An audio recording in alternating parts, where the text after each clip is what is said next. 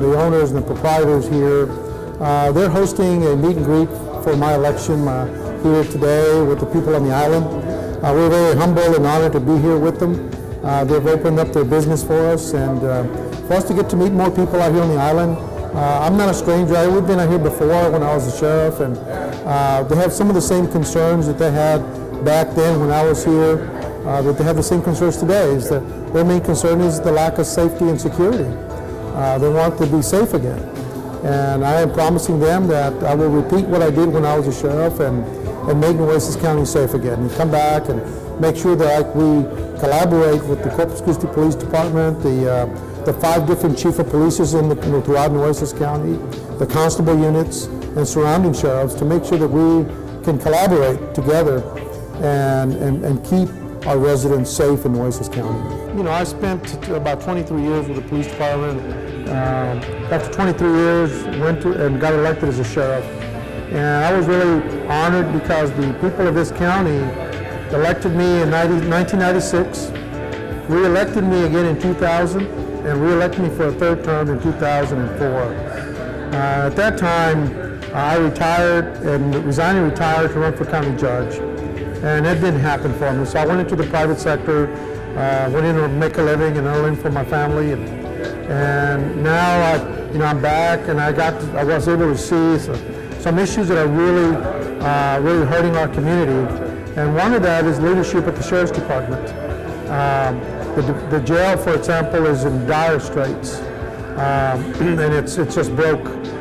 And it's already gone through 9 years of, particularly with this sheriff there. And I think last time I checked, there was over 30 federal lawsuits against it.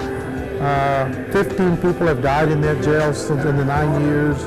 The taxpayers have to pay millions of dollars in lawsuits just to cover the lawsuits and the deaths. Practically no law enforcement is occurring.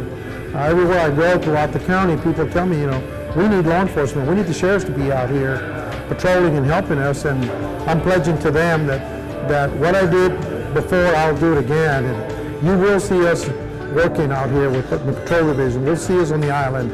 We'll see us in Petronila and Aguadulce and Banquete and Driscoll and Bishop, Port Aransas and on the island. That's what we did before. We can do it again. The one thing that I want to stress to the folks out there is that I know the jail is a problem, but we have a comprehensive plan to fix that with body cameras and training and management training and the things that we need to raise it to a national standard. But the number one priority is, again, is to keep the people safe. And that's what I'm going to pledge to the public, is that we will have an aggressive, active sheriff if electing me again.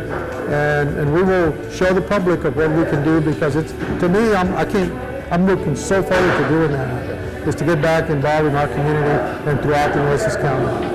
Well, I want to tell the voter out there that a lot of folks today take voting for granted. And in the post-9/11 era, now we're starting to see our country attacked with lone wolf terrorists and the terrorists themselves. And we're a strategic community with the Army depot, with a naval base, with our port, with our industry, where we help fuel some of the things that are happening around the world.